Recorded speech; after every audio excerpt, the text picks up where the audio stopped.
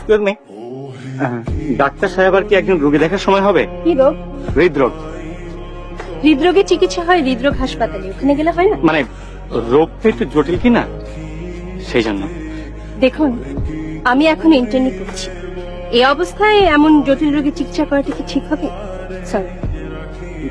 আসলে রোগটা যেহেতু ইন্টারনাল, সেহেতু ইন্টার্নি করা ডাক্তারের চিকিৎসা পেলে সেরে উঠবে। রোগী ঠিক নেই। আপনার চোখের সামনে জলজন্ত দাঁড়িয়ে। আপনি আপনি বোধহয় প্রেম প্রেম করেন না? জি, মনে হয় করি, কিন্তু ঠিক বুঝতে পারি না।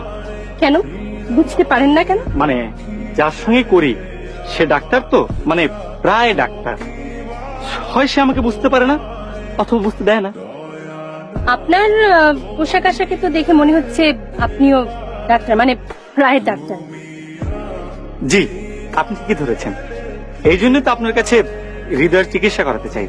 আমার ধারণা, আমার হৃদয়টি আপনাকে দিলে আপনি আপনার হৃদয়টি আমাকে দিবেন।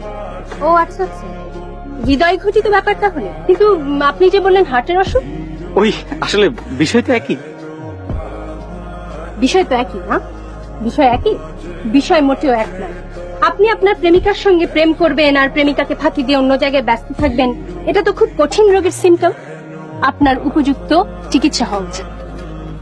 মাঝে মাঝে তব দেখা পাই চিরদিন, কেন